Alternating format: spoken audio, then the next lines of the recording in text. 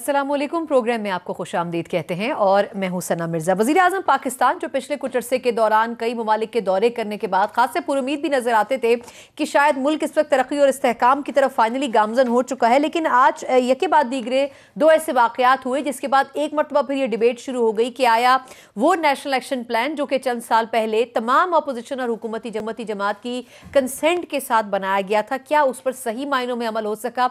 वो नेक्टा जिसकी बुनियाद कुछ साल पहले रखी गई थी वो आखिर फंक्शनल क्यों नहीं हो सका? यकीनन ये हुकूमती जमात जो कि पिछली दौरे हुकूमत में ऑपोजिशन में थी बारहा तनकीद करती रही इन तमाम इशूज के ऊपर, क्योंकि उस वक्त सबसे ज्यादा टारगेट दहशतगर्दी के वाकयात का KPK था। लेकिन अब सवाल यह है कि जिस तरीके से आज खान साहब ने जो चीनी सफारत खाने में कौंसल खाने में हमला किया गया, ये शुक्र है कि उसमें वहां पर किसी एहलकार को कोई डैमेज नहीं पहुंचा, 2 सिक्योरिटी एहलकार शहीद हुए, टेररिस्ट जो वहां पर थे उनको भी मार दिया गया। लोअर औरंगजेब में जो धमाका हुआ इंतहाई अफसोसनाक था, उसमें 30 से ज्यादा लोगों की जानें भी गईं। लेकिन ये डिबेट दोबारा से शुरू हो गई। अब इस पर कुछ दिन तक बात होती रहेगी और उसके बाद हम फिर तमाम बातें भूल जाएंगे। असल क्वेश्चन ये है कि क्या हमने रूट कॉज को खत्म किया है? सिर्फ ये कह देना कि पाकिस्तान और चीन के जो बढ़ते हुए ताल्लुकात हैं उनको खत्म करने, उनको खराब करने की ये कोशिश है, क्या इस पर हमें इत्तफा करना चाहिए या फिर रियल ग्राउंड रियलिटी को भी अंडरस्टैंड करना चाहिए? प्रोग्राम में हजरा हम इस पर तफसीलन बात करेंगे। आगे चलकर बात होगी, आज कौमी असम्बली का मुख्तसर इजलास हुआ, शहबाज शरीफ साहब एक मरतबा फिर उसमें गए। बात उन्होंने वही की कि नैब की तरफ से जिस तरह कार्रवाइयां की जा रही हैं वो खास तौर पर वही कुछ है जो कि हुकूमती एमा पर किया जा रहा है, सियासी तौर पर इन इदारों को इस्तेमाल किया जा रहा है। और एक और अहम चीज जो कि आज हमारे वजीर कानून इंसाफ फरोग मसीम साहब ने पॉइंट आउट की वो थी कि एहतसाब के जो कवानीन है उसमें तरमीम आया होनी चाहिए या नहीं होनी चाहिए। वो जो कि पिछली हुकूमती दौर में भी हुकूमत का हिस्सा थे, इस हुकूमत में भी हैं, वो ये कह रहे हैं कि मुस्लिम लीग नून के दौर में आया एहतसाब के कवानीन के ऊपर काम क्यों नहीं किया जा सका? अब ये जिम्मेदारी क्या सिर्फ नून लीग पर आयद करनी चाहिए या फिर पाकिस्तान पीपल्स पार्टी पर भी, जो कि पिछले दौर में भी बारहा ये कहती रही है? एक मरतबा फिर ये गवर्नमेंट एहतसाब ऑर्डिनेंस के ऊपर काम तो कर रही है, लेकिन इससे क्या किसी को फायदा पहुंचाया जाएगा या फिर अक्रॉस द बोर्ड अकाउंटेबिलिटी का जो मैसेज है वो कन्वे होगा? इन तमाम इशूज पर हमने बात करनी है। जो मौजूद पैनलिस्ट मेरे साथ मौजूद हैं, मैं तारुफ करवाना चाहूंगी से मेरे साथ मुस्लिम लीग नून की सीनियर रहनुमा रोमीना खुर्शीद साहिबा मौजूद हैं। बहुत शुक्रिया आपका वक्त देने के लिए। इनके साथ तशरीफ रखते हैं राव खालिद महमूद साहब, एडिटर रोजनामा 92 न्यूज़ हैं। सर बहुत शुक्रिया आपका। इनके साथ तशरीफ रखते हैं अंसार अब्बासी साहब, सीनियर सहाफ़ी हैं, सीनियर तज्जियाकार भी हैं। सर आपका बहुत शुक्रिया। और वीडियो लिंक पर मेरे साथ मौजूद हैं पाकिस्तान तहरीक इंसाफ के सीनियर रहनुमा सेनेटर नौमान वजीर साहब। सर मैं आगाज करना चाहूंगी नौमान साहब सर आपसे। सर ये फरमाएगा कि जब ये 2 वाकयात आज हुए तो ये शुक्र है कि एक वाकये में कम अज कम जो कि चीनी कौंसल खाने से ताल्लुक रखता था कोई बड़ा जानी नुकसान नहीं हुआ। सर ये फरमाइएगा कि ये जो स्टेटमेंट आया खान साहब की तरफ से बहैसियत वजीर आजम के ये पाकिस्तान और चीन के ताल्लुकात को नुकसान पहुंचाने की कोशिश थी, सर ये इतना ही समझना चाहिए या फिर जो ग्रास रूट लेवल के ऊपर हम सही मायनों में नेशनल एक्शन प्लान पर काम नहीं कर सके, इसकी भी कुछ जिम्मेदारी आप साबका हुकूमतों पर डालते हैं? सर देखिए, पहले तो कुछ ज़रा ऐसे पता चला कि बलूचिस्तान लिबरेशन आर्मी BLA वाले जो थे वो इसमें इन्वॉल्व थे और ये सारा प्लान जो है आपका इंडिया में बनकर यहाँ एग्जीक्यूट किया गया। नेचुरली इंडिया को जो CPEC से बड़ा प्रॉब्लम हो रहा है, they don't want this to happen, और India along with United States दोनों ये चीज़ को पसंद नहीं कर रहे CPEC का। तो ये एक उससे रिलेट होता है कि ये बलूचिस्तान लिबरेशन आर्मी और ये सारी एक्टिविटी जो यहाँ आज जो नज़र आई। सो अब इंक्वायरी होगी, इससे ज़्यादा ये क्लियर हो जाएगा। थोड़ी पहले इन्फॉर्मेशन भी थी कि ऐसे एक्टिविटी होने वाली है, हाई अलर्ट पर सारे लोग थे। प्रोविंशियल गवर्नमेंट की भी उनका भी रिस्पॉन्सिबिलिटी बनती है, वो अपनी तरफ से जो भी कर रहे थे।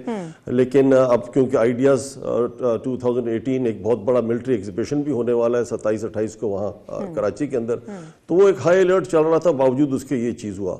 अब जहाँ तक आपने बात की कि नैप की, नेशनल एक्शन प्लान की और नेक्टा की बात की, तो नेक्टा कोई नेशनल एक्शन प्लान और नेक्टा कोई 2014 में आया।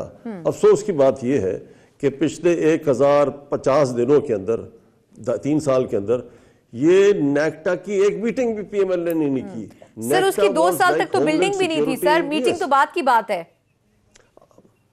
अभी भी मेरे ख्याल में to best of my knowledge अभी भी वो किराए की बिल्डिंग में रह रहे हैं और उनके पास जो स्टाफ आया हुआ है कोई 650 आदमियों का स्टाफ आया हुआ है। जो इधर डेपुटेशनस टाइप या टेम्परेरी इधर पोस्ट किए गए, पार किए हुए हैं यहाँ। नेक्टा की पहली मीटिंग हमने की 25-30 दिन पहले। मैं खुद नेक्टा का सेनेट की तरफ से पार्लियामेंट्री उसमें हूँ, नेक्टा के अंदर हूँ, और नेक्टा का जो बोर्ड है वो बड़ा बड़ा बड़ा पावरफुल बोर्ड है, जिसके अंदर सारे प्रोविंसेस के चीफ मिनिस्टर्स भी हैं, चीफ सेक्रेटरीज भी बैठे होते हैं, पुलिस के भी हैं, ISI के भी हैं, मिलिट्री के हैं, सारे लोग बैठे हैं, वेरी पावरफुल बोर्ड। उसके अंदर सरप्राइजिंगली चीज क्या सामने आती है? चीज ये सामने आती है कि जी अभी नेक्टा का एक्ट तो हो गया, सब कुछ हो गया, उसके रूल्स रेगुलेशन बने नहीं है, उसके अंदर ये उनको डायरेक्शन ही क्लियर नहीं है कि नेक्टा ने एक एग्जीक्यूटिव आर्म की तरह काम करना है या कोऑर्डिनेशन का काम करना है। तो लास्ट बोर्ड मीटिंग के अंदर ये फैसला हुआ कि जी उनको बताया गया कि आप ऑस्ट्रेलियन मॉडल भी फॉलो करें, बाकी मुल्कों का भी मॉडल भी देखें, and come up with a plan कि नेक्टा किस तरह एक्टिव काम करेगी, उसके मैकेनिज्म क्या होगा। तो ये पिछले 3-4 सालों में चीज हुआ ही नहीं। हमारी हुकूमत आई, वी स्टार्टेड दिस अप। अब ये हुआ है विद इन अ वीक और 10 डेज की सेकंड बोर्ड मीटिंग होगी, नेक्टा को डायरेक्शन दी जाएगी, और ये एक बहुत सीरियस इशू है जो हमें अभी ये एक्टिवेट हुई। अभी नेक्टा की हम भी बात करें, आपने सही बोला, थोड़े दिन हाइप रहेगा, एक हफ्ता 10 दिन रहेगा, फिर सेटल डाउन हो जाएगा, फिर बात खत्म, वही एज यू वर हो जाएगा, वैसे ही चलना शुरू हो जाएंगे। We must take NACTA very seriously. हमारे जो मनी लॉन्ड्रिंग इसके थ्रू हो रहा है, जो टेररिस्ट को पैसा मिला जा रहा है, स्पेशली जो बलूचिस्तान में, और बाकी जो हमारा रिलीजियस एक्सट्रीमिस्ट लोगों को जो पैसा आ रहा है, ये चीज हमने अप फ्रंट लेना है। हमने ब्रश अंडर द कारपेट नहीं करना है इसको, हमने take stock of this situation. और we must as a Pakistani, सारी पॉलिटिकल पार्टी जो चाहिए कि इस पर एम्फसाइज करें, गवर्नमेंट के पीछे भी पड़े रहेंगे जिसको आप ले आगे। अच्छा नोमान साहब, सर ये भी पता चला है कि चले जो चीनी कौंसल खाने पर हमला था, उसमें से एक टेररिस्ट जो था वो बलूचिस्तान में सरकारी मुलाजमत भी करता था, मेरा ख्याल है। मैं वापस आपकी तरफ आती हूँ। अंसार साहब, सर नेक्टा को फाल करने में 4 साल लग गए, अभी तक फंक्शनल नहीं हो सका। सर KPK में जब ये वाकया हुआ था, आपको याद होगा, जो APS अटैक हुआ था, उसके बाद सारी पार्टीज ने कहा था कि हम कुछ अपने स्टेक्स हैं उनको साइड पर रखे, इस पे अमल दरामद करवाएंगे। सर लेकिन अगर उसी नेशनल एक्शन प्लान से चलें तो आज तक ना उस पर एग्जीक्यूशन हो सकी, अमल दरामद हो सका, ना नेक्टा को हम खड़ा कर सके। देखिए, पहली बात तो मैं ये कहूँगा कि डिस्पाइट ऑल फेलिंग्स, ये जो नाकामियाँ थी या जो काम होने चाहिए थे वो नहीं हुए, इसके बावजूद मैं आपको बताऊँ कि एक बात के ऊपर वैसे सेटिस्फेक्शन होनी चाहिए हमें कि जो टेररिज्म के हालात आज से 5-6 साल पहले थे पाकिस्तान में, वो टेररिज्म के हालात नहीं बिल्कुल, अब उसमें कमी आई है, उसमें बहुत हद तक कमी आई है। और पुलिस की परफॉर्मेंस, जैसे आज कराची पुलिस ने परफॉर्म किया, इट वाज एक्स्ट्राऑर्डिनरी, माशाल्लाह, बहुत ज़बरदस्त तरीके से। देखें सर, नहीं इसको अप्रिशिएट जरूर कर रहे हैं, लेकिन सर जो फ्लॉज थोड़े बहुत रह गए, मैं आपको एक बात बताऊं, देखें जैसा नोमान साहब कह रहे थे ना, देखें मैं ये समझता हूँ कि जो कमी है ना हमारे बहुत बड़ी, नेक्टा जिस तरह है, नेक्टा इतना इम्पॉर्टेंट ऑर्गेनाइजेशन है कि जिसके बारे में कोई दो ओपिनियन हो नहीं सकते। लेकिन मैं आपको इसलिए फॉर डिफरेंट रीजन, और सबसे बड़ा रीज़न ये है कि इसने तमाम इंटेलिजेंस एजेंसीज, हर किस्म की जो एजेंसीज हैं, उनके दरमियान कोऑर्डिनेट करना है, और फिर ताकि एक कंसर्टेड एफर्ट हो, कंबाइंड एफर्ट हो। नेक्टा उस वक्त तक मजबूत नहीं हो सकता है, मैं आपको भी बता दूं कि जिस वक्त तक नेक्टा प्राइम मिनिस्टर के अंडर नहीं होगा। ये इंटीरियर मिनिस्ट्री के अंडर है, और बेसिकली एक लड़ाई है कि इसको कौन हेड करेगा, और ये लड़ाई काफ़ी अरसे से जारी है, जो कि सर्द जंग जिसे कहते हैं, कि आया इसको किसी मिलिट्री ऑफिशियल को इसको लीड करना चाहिए या किसी सिविलियन को इसको लीड करना चाहिए। ये एक काफ़ी अरसे से एक इस किस्म की एक टेंशन चल रही है। ये जो चीज़ है ना, उस वक्त सॉल्व होगी जब प्राइम मिनिस्टर ऑफिस के अंडर नेक्टा होगी, इमीडिएट सुपरविजन में। और इसलिए मैं कहता हूँ इसमें बहुत इंपॉर्टेंट है कि जिस तरह एक बोर्ड का कह रहे थे ना, देखें इस नेक्टा के बोर्ड में तमाम स्पाई मास्टर्स भी हैं, ऑल चीफ मिनिस्टर, सब लोग हैं, और सबसे इंपॉर्टेंट बात इंटरकनेक्टेड होंगी। सबसे इंपॉर्टेंट बात यह कि इंटेलिजेंस चीफ सारे ISI के भी हैं, IB के भी हैं, MI के भी हैं, सब लोग मौजूद हैं। ये जो कोऑर्डिनेशन है ना, मैं आपको बताऊँ, इंटीरियर मिनिस्टर के अंडर कोई नहीं बैठेगा। फर्ज करें अफरीदी साहब हैं आजकल स्टेट मिनिस्टर, उनके अंडर कोई नहीं बैठेगा। जब चोई निसार के अंडर कोई नहीं बैठ सका, तो मैं तो बड़े अरसे से मैं ये कहता हूँ कि नेक्टा को अगर आपने फाल बनाना है तो इसकी सिर्फ एक तरीका है कि आप प्राइम मिनिस्टर के अंडर लेके आएँ, और प्राइम मिनिस्टर इंटीरियर मिनिस्ट्री तो वो खुद ही देख रहे हैं ना, कम से कम नहीं वो देखें, फिर भी इंटीरियर देखें वो अलग बात है, लेकिन इंटीरियर मिनिस्टर का नया लग जाएगा ना। लेकिन फुल फ्लेज इसको सुपरवाइज करना। इसमें मैं आपको बताऊँ, प्राइम मिनिस्टर जब खुद बैठेंगे, और आपको एक और बात बताऊं कि जो इंटेलिजेंस एजेंसीज के हमारे जो अभी भी मसला हुआ कि देखें ये इतने बड़े वाकयात हो जाते हैं और हमारे पास इंटेलिजेंस का इनपुट नहीं होता। मैं आपको बताऊं कि इंडिविजुअली हमारी इंटेलिजेंस एजेंसीज बहुत अच्छा काम करती हैं, लेकिन जिस तरह का कोऑर्डिनेशन होना चाहिए वो नहीं है। वो एडवर्सरीज जैसे होता है ना कि आप जैसे एक दूसरे के खिलाफ हैं, ये नहीं होना चाहिए। आप मुल्क के लिए काम कर रहे हैं और आपका जो गोल एक ही है, तो उसमें ये समझता हूँ कि ये कोऑर्डिनेशन प्राइम मिनिस्टर के अलावा नहीं हो सकती, किसी मिनिस्टर के अंडर कभी हो ही नहीं सकती। और ये बात मैं आपको बताऊँ कि एयर मार्शल जुल्फ़िकार का कमीशन बना था मेरा ख्याल है 88-89 में बेनज़ीर भुट्टो साहब ने बनवाया था। उस वक्त से ये बात है कि जी इस तरह की आप लेके आएँ ताकि एक कोऑर्डिनेशन हो। और फिर हालांकि उसके तो खैर ऑब्जेक्टिव्स और थे, लेकिन ये बहुत टफ चैलेंजेस हैं और ये इसी तरह मीट हो सकते हैं, अदरवाइज नहीं हो सकते।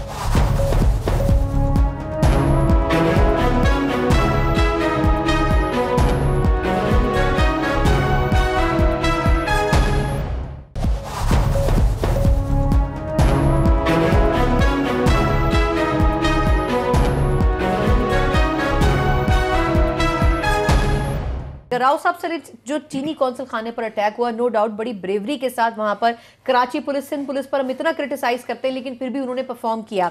सर, जो लोअर औरंगजेब एजेंसी में जो एरिया में जो वाकया हुआ उसमें से 30 से ज्यादा लोगों की जानें चली गई। इसका मतलब फाटा में अभी भी थोड़ा सा तवज्जो और देने की जरूरत है। सर, आपके ख्याल में क्या खान साहब इस चीज को अंडरस्टैंड कर सकते हैं? और उन्होंने जिस तरह आज बहुत से लोगों ने स्टेटमेंट दिया पीटीआई के कि हमें पहले से पता था कि इस तरह के वाकयात होने हैं, आपके ख्याल में अगर मालूम था और जिस तरह अंसार साहब ने बात की है कि आपस में इंटरकनेक्टेड अगर हो जाएं तो मिनिमाइज कर सकते हैं और भी इनको?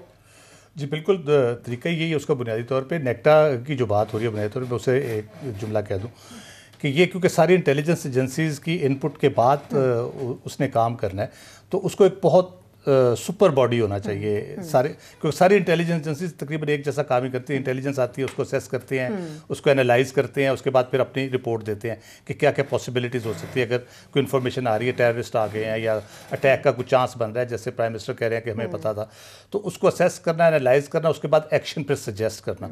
ये जब सारी एजेंसीज ये कर रही हैं, तो उस इंफॉर्मेशन को इकट्ठा करके फिर एक मज़ीद उसके ऊपर एक आपने अगर काम करना है तो एक बड़ी सुपर बॉडी होनी चाहिए नेक्टा। मेरा नहीं ख्याल कि उसकी कैपेसिटी अभी तक जो रूटीन की हमारी इंटेलिजेंस मामूल का काम कर रही है इंटेलिजेंसी, उस जितनी भी है अभी तक उसकी कैपेसिटी। एक तो उसकी कैपेसिटी का इशू है, उसको उस कैपेसिटी पे जब तक आप नहीं लाएंगे कोई फ़ायदा नहीं है कोऑर्डिनेशन कराने का, करने का। जहाँ तक ये अटैक्स की बात है, एक तो हमें थोड़ा सा हम अंडर प्ले करते हैं जब हम CPEC के हवाले से इसको डिस्कस करते हैं। ये पाकिस्तान के ख़िलाफ़ है सारा कुछ, पाकिस्तान को थ्रेट है इसका, और आज से नहीं है, बड़े अरसे से हो रहा है। ये भाई साहब ने ठीक कहा, बहुत हमने उसको काबू भी पाया, लेकिन ये रुक नहीं रहा। इसका मतलब ये है कि हमारे अंदर वो ग्रुप, वो एलिमेंट्स वो मौजूद हैं, पॉकेट्स में हैं या बाहर से आते हैं करके चले जाते हैं या बाहर से मैनेज होते हैं। फंडिंग की जैसे बात हुई, ये सारी चीज़ें कहीं ना कहीं अब कम से ही लेकिन एग्जिस्ट ज़रूर करती हैं। उस सारे नेटवर्क को तोड़ना बुनियादी तौर पे उसके लिए बड़ी एक भरपूर और कोऑर्डिनेटेड एफर्ट चाहिए। वो नेक्टा के नीचे हो सकती है, इसमें कोई शक नहीं है। तो जब तक आप नेक्टा को प्रॉपरली एक सुपर बॉडी के तौर पे वो सुपर इम्पोज नहीं होगी इन सारी चीज़ों के ऊपर, और उसका काम उस तरह से नहीं होगा, उसके अंदर वो प्रोफेशनल्स नहीं होंगे, तो आप इस चीज़ को रोक नहीं सकते। ये कहीं ना कहीं आपको ये शरारत होती नज़र आएगी। CPEC अपनी जगह पे, पाकिस्तान की अपनी हैसियत के हवाले से, उसके स्ट्रेटेजिक लोकेशन के हवाले से जो उसका इंपॉर्टेंट एक पोजीशन बनती है, उसको भी अंडरमाइन करने के लिए हर तरफ से एफर्ट होती है। उसमें बहुत सी कुव्वतें हैं, नाम कोई भी नहीं लेता, लेकिन है ऑब्वियसली सबको पता है कि आप अगर तालिबान से मुज़ाकरात ठीक नहीं चल रहे हैं आपके, तो तब आपको किसी ना किसी तरीके निशाना बनाया जाता है, प्रेशराइज किया जाता है इकोनॉमिकली या टेररिज्म के जरिए।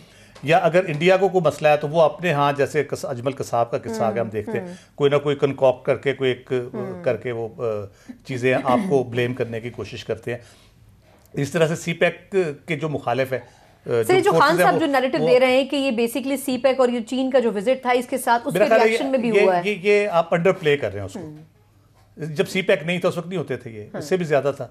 कल को खुदा ना खास्ता CPEC कंप्लीट हो जाता या नहीं होता तो आपका ख्याल है ये खत्म हो जाएंगी चीजें। ये नहीं है इस तरह से। वो जो बयानिया हमने एक एस्टेब्लिश करना था और जिस बयानिया को रद्द करना था वो भी हमने नहीं किया। जिस किस्म की हमने स्ट्रीम लाइनिंग करनी थी, मेन स्ट्रीमिंग करनी थी मुख्तलिफ रिलीजियस जमातों की और मदारिस की, जिस तरह से हमने मेन स्ट्रीमिंग करनी थी, उस पर हम आगे नहीं बढ़ रहे। मुझे नहीं पता क्या पॉलिटिकल पार्टीज की अपनी भी तो क्या पॉलिटिकल कंपल्शन है उसके ऊपर। ये एक ऐसी चीज़ है जिसके ऊपर आपको सियासी मामला से हट के बिल्कुल सारी पॉलिटिकल पार्टीज को अक्रॉस द बोर्ड हट के, जैसे नेशनल एक्शन प्लान आपने बैठ के बनाया था, उसको उसी तरह से जिस दिन आपने बनाया था, जिस जज्बे के तहत बनाया था, उसी जज्बे के साथ लेके आज चलने की ज़रूरत है, उसी तरह से मिल के चलने की ज़रूरत है। उसके बगैर ये मसले हल नहीं होंगे, क्योंकि ये थ्रेट इतना छोटा नहीं है जितना कहा जा रहा है। अगर धमाके नहीं हो रहे या कभी कभार होता है तो इसको ये नहीं समझना चाहिए कि बिल्कुल खत्म हो चुके हैं। ये एलिमेंट्स मौजूद हैं, पॉकेट्स में मौजूद हैं, इनकी फंडिंग मौजूद है, इनके इंटरनेशनल कनेक्शंस मौजूद हैं। उन सारी चीज़ों को जब तक आप प्रॉपरली चेक नहीं करेंगे, टैकल नहीं करेंगे, फिर इंटरनली हम कितना कोहेजन के साथ इसको या कोऑर्डिनेट, स्पेशली जब हम इस तरह के बड़े प्रोजेक्ट सीपैक वगैरह की बात करते हैं तो थोड़ा सा हमें और बेहतर करने की जरूरत है। रोमीना साहबा, पीपल्स पार्टी के दौर में हाईएस्ट मेरा ख्याल है नंबर था टेररिस्ट अटैक्स जो हुए, उसके बाद नून लीग के दौर में भी होते रहे। ये ज़रूर है कि अब पिछले कुछ अरसे में साहब ने करेक्ट कहा कि बहुत कम हो चुके हैं, लेकिन आप खासतौर पर नून लीग के दौर में आपके ख्याल में नेक्टा के ऊपर बात भी हुई, मेरा ख्याल है 1-2 मरतबा नवाज शरीफ साहब ने सदारत भी की थी इन इजलासों की, बट वो आगे फंक्शनल क्यों नहीं हो सके? Thank you so very much Sana अपने प्रोग्राम में दावत देने का। पहले तो मैं बताती चलूँ कि सबसे पहले तो मैं इस वाक़े की डेफिनेटली पुरज़ोर मज़म्मत भी करती हूँ, और मैं पाकिस्तान की कौम को उस बेटी के इतने बहादुरी के साथ इस चीज़ को फेस करने पे मैं समझती हूँ कि वो बेटी वाकई मुबारकबाद की मुस्तहिक है और हम सब का फ़ख्र है। देखिए, जहाँ तक बात आपने नेक्टा की तो मैंने लास्ट गवर्नमेंट के अंदर जो है मेरा, क्योंकि इसके ऊपर काफ़ी ज़्यादा मैंने काम भी किया काउंटर वायलेंस पे, और इस पर हम लोगों ने काफ़ी रिसर्च भी की, मेरी लेजिस्लेटिव बिजनेस भी इसके ऊपर आया, जो कि मैंने अब दोबारा फिर उसको जो है वो सबमिट अपना बिल करवाया, जिसका जिसमें ये प्लान प्रॉपर दिया गया है कि we should have to have a national commission to counter the extreme violence. No doubt कि पिछले दौर में जो है नेक्टा को जिस तरह से फाल करने की कोशिश की, गाहे बगाहे जो है कोशिश की गई कि तमाम लोग मिलकर जो है वो चीज़ों को मैनेज कर सकें। मजहबी जमातों के साथ भी मिल के बात हुई, जिसकी वजह से पैगाम पाकिस्तान के नाम से जो है वो प्रॉपरली जो है वो प्रोग्राम भी लॉन्च हुआ। फिर सदर जो थे पिछले दौर में, सदर ममनून, उनकी ज़ेर सदारत जो है वो तमाम उलमा ने बैठ कर इस चीज़ के ऊपर मुत्तफ़िका राय भी दी और फतवा भी दिया कि स्टेट जो है ये उसकी क्या के खिलाफ जाता है, और जहाद का फतवा जो है वो भी स्टेट दे सकती है। मतलब इस तरह की काफ़ी चीज़ें जो हैं, काफ़ी ज़्यादा कोशिशें की गई और उन पे काम भी हुआ। हम ये नहीं कह सकते कि बिल्कुल कोई काम नहीं हुआ, लेकिन एक चीज़ जो मैं समझती हूँ कि बहुत ज़रूरी है, बीइंग नॉर्मल, मतलब एक सिविलियन के तौर पे मैं अगर बात करूँ, वो ये कि हमें बहुत ज़रूरी है समर को देखना कि आप जब बोर्ड को बहुत एक्सट्रीम हाई लेवल पे ले जाते हैं तो फिर उसको इकट्ठा करना भी बहुत मुश्किल है। और एक और चीज़, चाहे हम माज़ इसमें बात काट रही हूँ, लेकिन कहते हैं कि अगर ये तीनों एजेंसीज मिलकर काम करें तो ज़्यादा अच्छा एफर्ट हो सकता है। बिल्कुल करना चाहिए, मैं ये नहीं कह रही कि इकट्ठा नहीं करना चाहिए।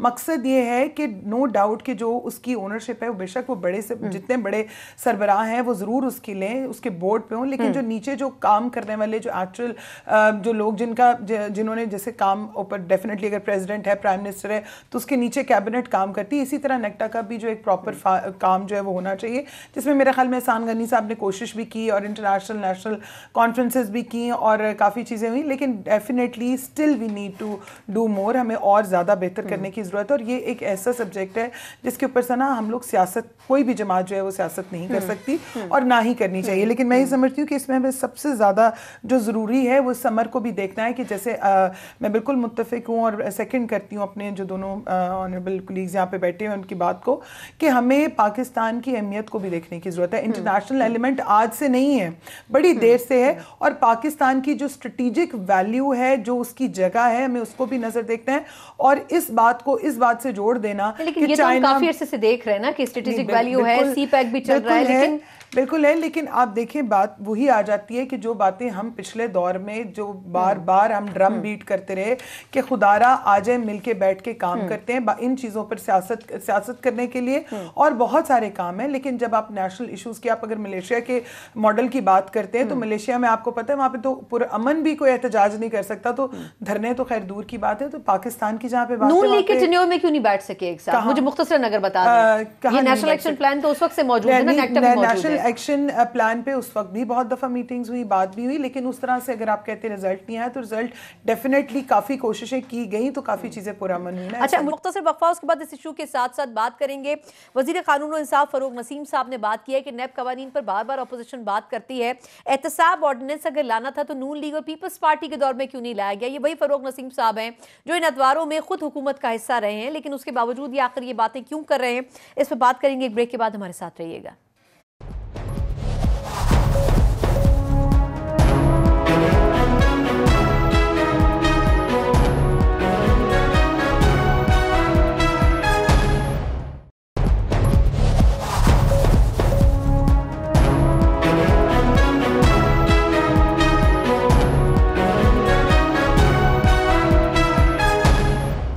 ब्रेक के बाद एक बार फिर प्रोग्राम में आपको खुशामदीद कहते हैं। आज कौमी असम्बली का मुख्तसर इजलास जरूर हुआ, लेकिन अपोजिशन का जो फोकस था वो यही रहा कि हुकूमत की तरफ से नैब को सियासी तौर पर इस्तेमाल किया जा रहा है। इस पर बात करेंगे, लेकिन थोड़ी सी बात पहले कर लेते हैं कि नैब कवानीन में तरमीम पिछले चंद सालों से बारहा सुन रहे हैं। पीपल्स पार्टी ने पिछले दौर में भी बहुत कहा, लेकिन नून लीग ने उस वक्त इस पर अमल दरामद नहीं किया। आज यही नून लीग पीपल्स पार्टी के साथ दोबारा चाहती है कि नैब कवानीन जो है उनमें कुछ अमेंडमेंट्स होनी चाहिए। अंसार साहब, सर आपसे आगाज करूंगी। आपने बहुत मरतबा गुफ्तगू की कि इसमें कुछ फ्लॉज हैं, इनको दूर होना चाहिए, और आप पिछले कई सालों से इस पे तनकीद भी कर रहे हैं सर, लेकिन नून लीग अपने दौर में इस पे लुक आफ्टर नहीं कर सकी। अब आखिर वजह क्या है? चार्टर और डेमोक्रेसी में दोनों पार्टीज़ ने, पाकिस्तान पीपल्स पार्टी और PMLN ने ये कमिटमेंट की थी कि हम नैब को ख़त्म करके एक नया कमीशन बनाएंगे, अकाउंटेबिलिटी कमीशन। लेकिन पाकिस्तान पीपल्स पार्टी का पहले 5 साल दौर गुजरा और फिर PMLN का, और दोनों ने बिल्कुल कोई सीरियसनेस शो नहीं की। और सर, पीपी ने तो अपोजिशन में रहते हुए किया था जब नून लीग की गवर्नमेंट थी। नहीं, जब इनकी अपनी गवर्नमेंट थी उन्होंने कुछ भी नहीं किया। नहीं, इस वक्त भी कुछ भी नहीं हुआ था। और देखें, दोनों की फीलिंग्स थी और वो आज दोनों उसके प्राइस को पे कर रहे हैं। और नैब अदरवाइज फ्रॉम डे वन नैब हमेशा से पोलिटिसाइज रहा।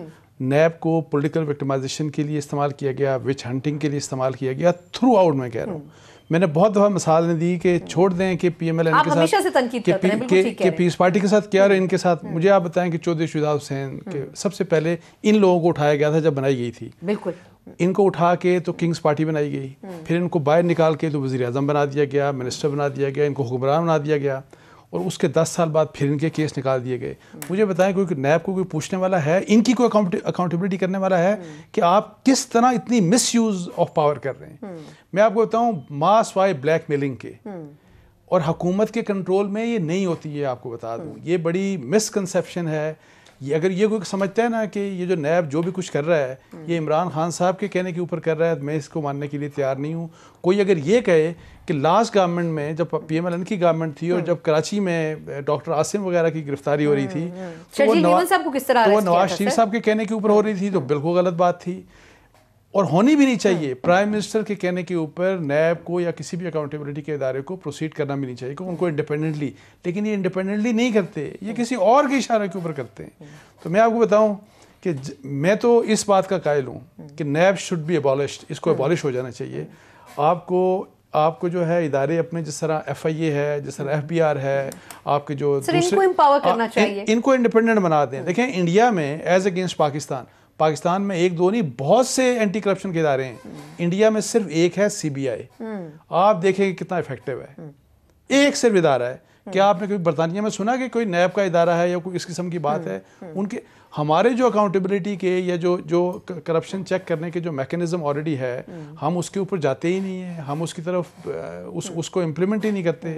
तो मैं इसलिए कहता हूँ, पॉलिटिकली इस्तेमाल तो करते हैं ना इन इदारों को। नहीं, मैं यही कह रहा हूँ, ये इस्तेमाल हमेशा होता रहा है और हमेशा होता रहेगा, ये भी मैं आपको बता दूं, अनलेस कि पावर एक शख्स के पास नहीं होनी चाहिए। मैं इसलिए कहता हूं कि आपने जनरल शाहिद अजीज़ की किताब पढ़ी होगी, आप उसमें देखें कि नैब को कैसे इस्तेमाल किया गया, और नैब को इसी तरह फ्रॉम डे वन इस्तेमाल किया जाता रहा और ऐसे ही किया जाता रहेगा, अनलेस के रिफॉर्म अगर इसको रखना है तो किसी एक शख्स के पास पावर्स नहीं होनी चाहिए। मेरी ज़ाती राय में ऊपर एक कमीशन हो जो और इनके ऊपर भी कोई चेक होना चाहिए। सर, वैसे ये जो ऑर्डिनेंस लाया जा रहा है इसमें कमीशन को ही फॉर्म करने की बात हो रही है ना, लेकिन उसमें नैब माइनस नहीं हो रहा। देखें, मेरा नहीं ख्याल, पता नहीं करना चाह रहे हैं। मेरी जो बात हुई है वो तो क्या उनका पता नहीं क्या ख्याल है, लेकिन अगर एक शख्स की बजाय एक कुछ बॉडी हो जाए जो फैसला करे कि जी आपने किसको गिरफ्तार करना है, एविडेंस को देखें। तो रज़ा रबानी और दूसरा साहब ने दिया था ना देखें, सेनेट में। दूसरा ड्रैकोनियन लॉ नहीं हो सकता, 90 दिन का रिमांड, ये इस तरह की कोई चीज़ नहीं होनी चाहिए। ये कि जी आप किसको पकड़ लें, एक ही किस्म के देखें वायलेशन हो रही हैं, आपने एक को पकड़ा इंक्वायरी स्टेज के ऊपर, दूसरे का इन्वेस्टिगेशन भी हो गई, सब कुछ हो गया, इवन रेफरेंस बन गया, उसको आप अरेस्ट नहीं कर रहे। इस किस्म की जो पावर्स हैं ना, ये बिल्कुल भी नाजायज़ हैं। और मैं इसीलिए कह रहा हूँ, देखें कि 8-8 महीने 6-6 महीने लोगों को अरेस्ट कर लिया जाता है, कोई केस नहीं बनाया जाता। मास वाई प्ली बारगेन और अप्रूवर बनाने की कोशिश सारी ये होती है कि बंदे के नर्व्स को आप बिल्कुल आप कैसे साहब के हवाले से इसी किस्म की बात की है साद रफीक साहब ने। अच्छा, मैं राव साहब एक चीज़ आपसे जानना चाहूंगी। सर कह रहे हैं कि 3 माह का अरेस्ट नहीं होना चाहिए और भी बहुत सी चीज़ें जिनको अमेंड होना चाहिए, लेकिन नैब सर इस पर रिस्पॉन्स पे ये कहती है कि जी अगर वो मुजरिम या मुलजिम या गवाह बाहर होता है तो उसके ऊपर सियासी तौर पर दबाव डाला जाता है, उसको ब्लैकमेल किया जाता है कि वो सही स्टेटमेंट ना, वो ये जवाब देते हैं। सर आपके ख्याल में अगर ऐसा ऑर्डिनेंस बनता है, और रज़ा रबानी साहब ने जो कुछ अरसे पहले सेनेट फ्लोर पर कहा था कि एक कमेटी बनाई जाए, एक ऐसा कमीशन बनाया जाए, बोर्ड जिसके सामने ये पहले डिटेल बताई जाए, उसके बाद ये देखा जाए कि वो केस फाइल होना है नहीं होना है, वो सजेशन आपके ख्याल में क्या एप्लीकेबल हो सकता है? देखो, सजेशंस उसकी इम्प्रूवमेंट के लिए कोई भी हो उसको ज़रूर कंसिडर भी किया जाना चाहिए और शामिल भी किया जाना चाहिए। लेकिन यहाँ इशू ये नहीं है कि कानून कैसा है या कानून इम्प्रूव होना चाहिए या नहीं होना चाहिए। इशू यहाँ पे है बेसिकली इदारों की इंटेग्रिटी का, उनकी क्रेडिबिलिटी का और उनकी कैपेसिटी का। ठीक है ना, क्रेडिबिलिटी है हमारे एहतसाब के इदारों की जो भी हैं, ना उनकी इंटेग्रिटी है, ना उनके पास वो स्किल है कि वो वाइट कॉलर क्राइम ख़ास तौर पे उसको इन्वेस्टिगेट करने के लिए प्रॉपर वो कर सके। ये सही कह रहे हैं कि आप क्वेश्चन से वादा माफूगा बना लेंगे बाकी से, हालांकि इसके अलावा बहुत से तरीके हैं जिसको उसको केस को बिल्ड करने के लिए, केस को साबित करने के लिए। क्रिमिनल जस्टिस सिस्टम के हवाले से जस्टिस आसिफ सईद खोजा साहब ने पिछले दिनों कुछ अपीलें सुनी थी, उसमें उन्होंने एग्जैक्टली वहाँ पर भी यही प्रॉब्लम हमें आ रही है कि पुलिस वाले को जो एक मर्डर केस की इन्वेस्टिगेशन कर रहा है उसको केस बनाना नहीं आता। वो भर्ती के गवाह लाता है, 4 बंदों की जगह पे 8 बंदे डालता है और उसको खड़ा करके गवाही दे के तो उसको सज़ा दिलाने की कोशिश की जाती है। जबकि उसके जो फोरेंसिकली उसको प्रूव करना, उसको इवेंट की उस तरह से बिल्ड करना कि इवेंट किस तरह हुआ, कौन कौन लोगों की पॉसिबिलिटी उसमें हो सकती है, उसको सॉर्ट आउट करना, ये सारी चीज़ें बुनियादी तौर पे करने की ज़रूरत है। तो मसला ये है कि ये 90 से शुरू हुआ, रोहिदाद खान साहब ने शुरू किया सारा, वो जब बेनज़ीर की गवर्नमेंट डिसमिस हुई, करप्शन चार्जेस पे वो शुरू, ये एक पॉलिटिकल टूल के तौर पे यूज़ होता रहा थ्रू आउट, इसको किया जाता है, इसलिए इसकी क्रेडिबिलिटी नहीं है उस तरह से। ये अब इदारे के पे डिपेंड करता है, आप लॉ उसको कोई भी दे दें, अगर वो उसी तरह यूज़ होगा जिस तरह पहले होता रहा, पेट्रियट बनाने के लिए यूज़ होगा, अभी भी आपके ख्याल में ऐसे ही यूज हो रहा है? ऑपोजिशन तो यही शिकायत कर रही है। जो अपेरेंटली हम चीज़ें देखते हैं जिसमें, ठीक है, कतई नज़र जो कोर्ट डिसीजन दे चुकी है उसमें बात नहीं करना चाहता, लेकिन अपेरेंटली हम जब चीज़ों को देखते हैं तो उसमें 90 दिन के रिमांड में जब बंदे को अंदर रखते हैं तो उसमें 90 दिन में भी आप अगर इन्वेस्टिगेशन कंप्लीट नहीं कर पाते, उसके बाद आप फिर मजीद रिमांड मांगते हैं, दैट मीन्स कि आपकी कैपेसिटी का इशू है। आपके पास या तो एविडेंस नहीं है प्रॉपर, या प्रॉपर उसको इन्वेस्टिगेट करना नहीं आता आपको, या आप फिर कोई और वजह, उसकी कोई पोलिटिकल प्रेशर्स हो सकते हैं, मे बी ये भी हो सकता है कि उनके पास चीज़ें हों, वो जानबूझ के इसको कर रहे हो ताकि पोलिटिकल इशू बन जाए और हमें भी थोड़ा सा लिए मिल जाए कि ये बड़े लोग हैं तो इनको थोड़ी सी रियायत मिल जाए इसके ऊपर।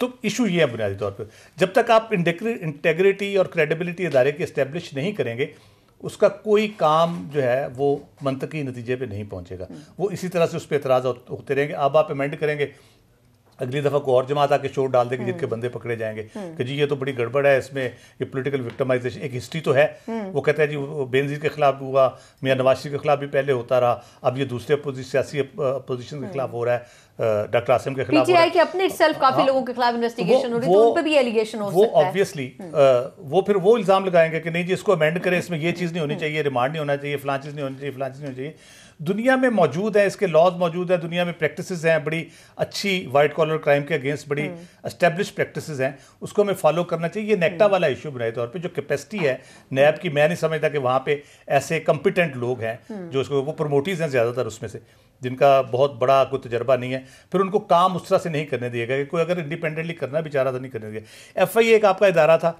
उसमें अच्छे लोग थे, 94-95 में जो मियां साहब के केसेस अब हैं वो उस वक्त उन्होंने इन्वेस्टिगेट किए थे, उन्होंने उसको सारा इनिशिएट किया था। आपके ख्याल में, माज़रत आपकी बात काट रही हूँ, आपके ख्याल में नैब के अंदर इटसेल्फ तरमीम होनी चाहिए या एक नया स्ट्रक्चर खड़ा करना चाहिए?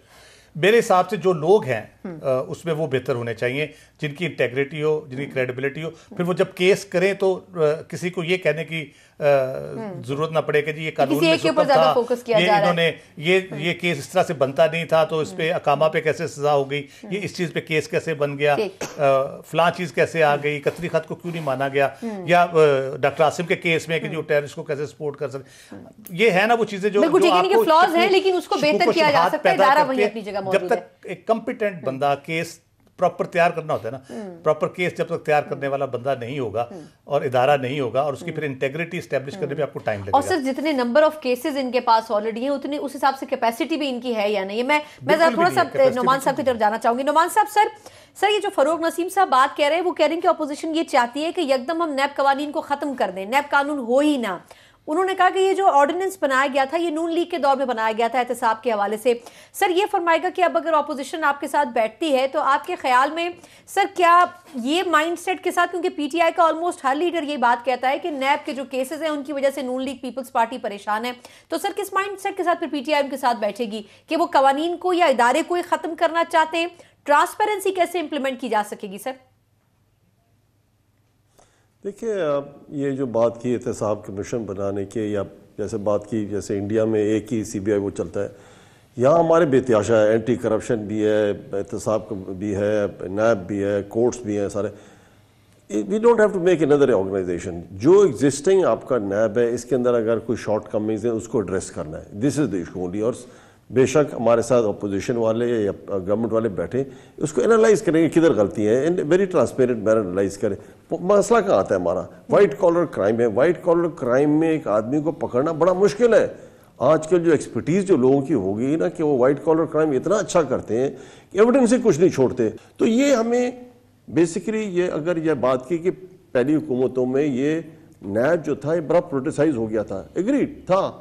अब करना ये कि एक और ऑर्गेनाइजेशन इसको डीपोलिटिसाइज करना है, ऐसा लॉ बने इसको कि डीपोलिटिसाइज हो जाए, कि पॉलिटिकल इंटरफेरेंस से अबव बोर्ड रहे हो जाए, प्रोसिक्यूशन अच्छा हो जाए, प्रोफेशनलिज्म इसके अंदर नजर आना शुरू हो जाए। ये चीज होगी। एक चीज जो मेरे हिसाब में इन माय व्यूज कि और भी सर, लेकिन माजरत आपकी बात काट रही हूँ, है तो अभी भी ये इंडिपेंडेंट इदारा ही ना सर, तो फिर डीपोलिटिसाइज कैसे करेंगे इसको? ठीक है, मैं तो ये बड़ा प्राउडली कहता हूं कि as far as PTI government is concern, हमने तो इसको बिल्कुल डीपोलिटिसाइज किया हुआ है। लेकिन जो पास इसका जो बैगेज जो कैरी कर रहा है उसमें पोलिटिसाइज हुआ था ये, उसको एड्रेस करने के लिए we have to take measures लेना कि इसको बिल्कुल डीपोलिटिसाइज किया जाए। एक चीज जो मुझे गलत नजर आती है नैब के अंदर, that is plea bargain. Why should we have plea bargain? एक आदमी ने क्राइम कमिट किया है, he should be taken to task as per China model कर ले, आप हैंग हिम। एक दो को करेंगे, हैंग करेंगे तो सारे ठीक हो जाएंगे। अच्छा, लेकिन नोमान साहब से ठीक है, पॉइंट आपका आ गया सर, लेकिन बहुत सी तैनातियों पे खान साहब पे भी तनकीद हो रही है ना। जुल्फी बुखारी साहब का केस कोर्ट तक चला गया है, अलीम खान साहब की बात बार बार करते हैं, लेकिन ये तमाम लोग अच्छे ओहदों पर काम करें। मैं आपका टेक लेती हूँ, उससे मैं जरा रुमीना साहबा से पूछना चाहूंगी। रुमीना साहबा, एक तो ये कि अगर इस कानून के ऊपर काम होता है तो ये आज साद रफीक साहब ने तस्लीम किया कि हमारी गलती है, हमने अपने टेन्योर में इसके ऊपर काम नहीं किया। अब आपके ख्याल में क्या आपको लगता है कि पीटीआई उन टर्म्स एंड कंडीशंस पर आएगी जिसमें कहीं ऑपोजिशन की किसी पार्टी को कोई रिलीफ मिले, या आप समझेंगे कि ब्लंटली होना चाहिए एहतसाब और सबका होना चाहिए? देखिए, पहली बात तो ये है कि डेफिनेटली साद रफीक साहब ने आज अपनी स्पीच में इस चीज़ को, और आज नहीं बारहा उन्होंने कहा है कि हमसे गलती हुई कि हम लोगों ने अमेंडमेंट नहीं की। पीपल्स पार्टी ने भी अपने दौर में जो है वो उसको उस तरह से नहीं कर सके। शायद एक अपना एक भी सबके जहन में रहा कि शायद लोग कहना शुरू कर देंगे कि अपने आप को बचा। और हमारा तो हमारे ही गवर्नमेंट के टाइम में जो है वो एहतसाब शुरू हुआ और हम लोग एहतसाब से बिल्कुल पीछे नहीं हटे। और जहाँ तक बात है कि more loyal than the king, तो मेरे नहीं ख्याल में हर कोई अपने अपने किंग्स के पीछे जो है वो खड़ा होता है और देखता है। लेकिन बातें जो जरूरी अमर है, आज भी जिस चीज को बार बार कहा गया, अकाउंटेबिलिटी क्रॉस द बोर्ड नहीं हो रही, इल्जामात को इन्वेस्टिगेट करने की जरूरत है। और इसके ऊपर जो है आज प्रॉपर तरीके के साथ साद रफीक साहब ने भी कहा है, राना सनाउल्लाह साहब ने भी कहा है कि बेशक आप ना हमें लें, आप जो आपके ह्यूमन राइट की मिनिस्टर हैं, आपके अली मोहम्मद साहब हैं, आपके अपनी पार्टी में कुछ बहुत अच्छे लोग हैं, आप उनको कहें कि वो कमेटी बना के इस चीज को पॉइंट आउट तो करें। देखिए, मैं हर चीज एक तरफ, लेकिन पार्लियामेंट से बड़ा कोई फोरम नहीं है। अच्छा रुमीना साहब, मैं आप ही से शुरू करूंगी। एक छोटा सा वक्फा मुझे लेने दें। एक मुख्तसर वक्फे के बाद जहां अपोजिशन ने आज बहुत से इन इशूज के ऊपर बात की है जो नैब से मुताल्लिक हैं, वहीं NRO के ऊपर भी बात की है कि वजीर आजम साहब मुल्क के किसी भी दौरे पर जाएं, किसी भी मुल्क के दौरे पर जाएं, वो बार बार ये बात करते हैं कि जी NRO नहीं मिलेगा। एक तो ये कि क्या दूसरे मुल्कों का प्लेटफॉर्म यूज करके ऐसे स्टेटमेंट देने चाहिए, और अगर वो दे रहे हैं तो आखिर किस बुनियाद पर दे रहे हैं, इस पर बात करेंगे। एक ब्रेक के बाद हमारे साथ रहिएगा।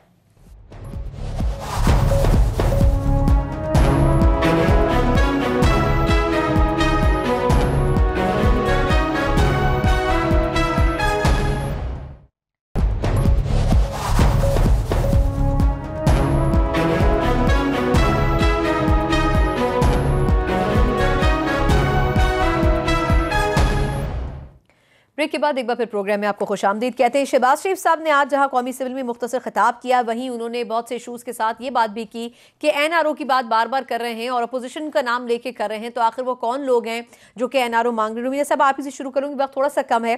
शहबाज शरीफ साहब ने आज भी वही बात की कि जी NRO अगर कोई मांग रहा है तो आप नाम बताएं। आपके ख्याल में क्या किसी ग्राउंड रियलिटी के बिना, किसी सबूत के बिना PTI इतना चैलेंज कर रही है कि जी बार बार NRO की रिक्वेस्ट की जा रही है? क्योंकि मुश्किल में तो नून लीग की लीडरशिप है। देखिए, मुश्किल में हम लोग हैं, लेकिन इसका ये मतलब नहीं है कि हम लोगों ने ऐसी मतलब, और I am very much sure कि अगर PTI के पास ऐसी कोई ग्राउंड पे रियलिटीज़ मौजूद होती तो PTI की जमात ऐसी नहीं है कि वो बातों को छुपाए। लेकिन चूंकि कोई बात नहीं है, क्योंकि देखिए बारहा जो है वो जरदारी साहब हों या मियाँ शहबाज शरीफ साहब हों या कोई भी लीडरशिप हो, अपोजिशन की तमाम जमातों ने कहा है कि अगर किसी ने भी बात की है तो आप उसको प्रूफ क्यों नहीं करते, आप क्यों उस शख्स का नाम नहीं लेते, आप क्यों उस जमात के लोगों का नाम लेके कैटेगोरिकली क्यों नहीं बताते। तो आई थिंक अपने मुल्क की हम खुद ही जगहसाई जो है वो जगह जगह कर रहे हैं, जो कि मेरे ख्याल में प्राइम मिनिस्टर साहब को समझना चाहिए कि वो अब जो भी हैं उनको इस चीज़ को अंडरस्टैंड करना चाहिए कि he is the prime minister of Pakistan. बिल्कुल अंसार साहब, सर चले जो भी स्टेटमेंट शहबाज शरीफ साहब ने दिया उससे कतई नज़र, सर आपके ख्याल में जब हम बड़े मुल्कों का दौरा करें, इस पर बिलावल साहब ने भी सर कहा कि कम से कम कुछ इशूज़ के ऊपर आपको बैरूनी मुमालिक बात नहीं करनी चाहिए, ये भी उसमें से एक है कि मैं NRO किसी को नहीं दूंगा। देखिए, मेरा ख्याल है कि इमरान खान साहब को बिल्कुल सही बात है कि जी एक तो बैरून मुल्क इस किस्म की बातें नहीं करनी चाहिए, और दूसरी बात ये है कि देखें आप सिस्टम्स बना दें और सिस्टम्स के ऊपर छोड़ दें कि जो भी चोर है उसको पकड़ लिया जाए। ये आपकी ख्वाहिश के ऊपर नहीं होना चाहिए कुछ भी, और इस तरह की बातें नहीं करनी चाहिए। आप गवर्नमेंट हैं, आपको तो अमन चाहिए, आपको तो पॉलिटिकल स्टेबिलिटी चाहिए, आपको तो सुकून चाहिए। अगर आप इस तरह की बात करेंगे तो अपोजिशन तो और बिगड़ेगी। तो फिर मुझे बताएं कि ऑलरेडी टूटी हुई है और फिर ये किस तरह चलेंगे मामलात इस मुल्क के। तो मैं ये समझता हूँ कि खान साहब को बजाय इसके कि सिर्फ बात करें और बात ऐसी करें कि जी प्रोवोकेशन हो अपोजिशन को, आप सिस्टम्स को इम्प्रूव करें, आप नैब को इम्प्रूव करें, FIA को इम्प्रूव करें, FBR को इम्प्रूव करें, और उनको ये इजाज़त दें कि जो भी खराबी कर रहा है उसको पकड़ लें, जो भी चोर है। देखिए, माहौल को ठंडा रखना चाहिए, इस मुल्क को पॉलिटिकल स्टेबिलिटी की रिक्वायरमेंट है। ये सर आपने बहुत अच्छी बात कही कि थोड़ा सा टेम्परेचर भी कूल डाउन रखना चाहिए। सर फवाद चौधरी साहब जैसी शख्सियत अगर पार्लियामेंट में हो तो आपके ख्याल में टेम्परेचर कूल डाउन हो सकता है? सर पीपल्स पार्टी राव साहब बड़ा डिस्टेंस पे थी नून लीग से, लेकिन अब वो उनके हमनवा नजर आते हैं, खासतौर पर अगर इस इशू की बात करें कि जी NRO किसी को नहीं मिलेगा। बिलावल साहब ने भी कहा कि आप नाम तो कभी जिक्र करें किसी का। देखिए, NRO पे आपको मेरी ओपिनियन का पता है कि शायद इमरान खान साहब ज़हनी तौर पे तैयार कर रहे हैं लोगों को कि कोई ऐसी बात देने की पोजीशन में नहीं। अच्छा, वो है नहीं इस पोजीशन, ऑब्वियसली उनके इख्तियार में नहीं है। कोर्ट में केसेस हैं, कोई और देता है, उसको भी जुडिशरी ने उड़ा के रख दिया था। जब परवेज मुशर्रफ ने दिया था जब NRO, ठीक है, ऑल पावरफुल प्रेसिडेंट जो हर जगह पे चीज़ें डिक्टेट कर सकता था, सजाएं माफ़ करनी, केसेस ख़त्म नहीं हुए थे, ये याद रखें। सेंधा ये एडजर्न हुए थे, जब मियाँ साहब वापस आए थे फिर ख़त्म हुए हैं। वो पॉलिटिकल गवर्नमेंट ने ही ख़त्म कराए थे आके, वो ख़त्म नहीं कर सके थे वो भी केस। तो वो किस तरीके से ये दे सकते हैं? ये बात आपकी दुरुस्त है कि पीपल्स पार्टी की जो ज़ुबान अब होती जा रही है वो PTI को सोचना चाहिए। बिल्कुल सर। मेरे ख्याल से जब शुरू हुई थी पार्लियामेंट का आगाज़ हुआ था, उसमें लग ये रहा था कि बहुत जल्द PTI और पीपल्स पार्टी बहुत से इंपॉर्टेंट इशूज़ के ऊपर लेजिस्लेशन खासतौर पर उसमें PTI के साथ खड़ी होगी, और उन्होंने कहा भी, इंदिया भी दिया इस बात का। लेकिन ये कि ठीक है, आसिफ जरदारी साहब के केसेस हो या किसी केसेस हो, वो तो अपने रूटीन में चलने चाहिए। लेकिन ये कहना कि वो पंजाबी का डायलॉग है, यारा दा ही काम है कि कोई भी चीज़ हो वो कहता है हम कर रहे हैं, कोई नैब कर रहा है, उनका कोई लेना देना, हम कर रहे हैं। तो वो जब इनके गले पड़ती है तो फिर कहते हैं कि नहीं हमारा तो कोई तल्लक नहीं। नोमान साहब, सर आप पे कंक्लूड करूंगी। सर ये अच्छी बात है खामियों की निशानदही करना, उनको बार बार ये कहना कि उनको फिक्स किया जाएगा। सर लेकिन आपके ख्याल में अपोजिशन का ये सवाल फिर ठीक नहीं है कि जी आखिर किसने मांगा है, जरा उसका नाम तो सामने लेके आए। देखिए जी, ये NRO किसने मांगा जो है, तो नेचुरली आदमी डायरेक्टली तो मियाँ साहब होंगे तो डायरेक्टली तो नहीं बोलेंगे, it has to be to third party, fourth fifth party indirectly आएगा, कोई बात करेगा। आपको डायरेक्टली कभी कोई बात नहीं करेगा, इतना कोई इनोसेंट नहीं है, इतना वो नहीं हो सकता। वट एवर इट इज़, ये चीज़ें जैसे बात की हमने, देखें जी बाजी साहब ने बड़ी सही बातें की कि जी हमने इंस्टीट्यूशंस बनाने। अब आपको वो जो ट्रेजरी में बैठे हुए थे पिछले 5 साल को, उनका हैंगओवर अभी तक चल रहा है कि वो गवर्नमेंट में, अगर हमारा ये हैंगओवर थोड़ा सा चल रहा है भी आप थोड़ा गुजारा ठीक है। तो आपके ख्याल में से दोनों अपोजिशन और हुकूमत अपने पुराने फेजेस से निकल नहीं सकी, इसका मतलब है? वो निकलना चाहिए, लेकिन जो देखे ना बात ये करनी क्या चीज है कि आपने जो हमारा देखे, लुक एट आवर विजन, आप देखे ना हमने क्या किया। आपने आपका लास्ट मंथ नवंबर या अक्टूबर के अंदर 2.004 ट्रिलियन का बिलियन का आपका फॉरेन रेमिटेंस आई। आपका ease of doing business from 146 came down to 138। आपका जो जितना करंट अकाउंट डेफिसिट 2 बिलियन का था per month is down to 1.2, कोई कहते हैं 1 बिलियन हो गया, इससे भी कम हो गया। बहुत शुक्रिया। विद ड्यू रिस्पेक्ट चारों मेहमानों का, ऑपोजिशन बहैसियत ऑपोजिशन उसी मोड में रहती है। हुकूमत को थोड़ा सा सब्र तामुल से काम लेना चाहिए क्योंकि अगले 5 साल में बहुत कुछ करना है PTI ने आवाम के लिए, तो वो करने के लिए ऑपोजिशन को साथ लेकर चलना बड़ा जरूरी है। प्रोग्राम के वक्त खत्म होता है, मुझे इजाजत दीजिए, अल्लाह हाफिज।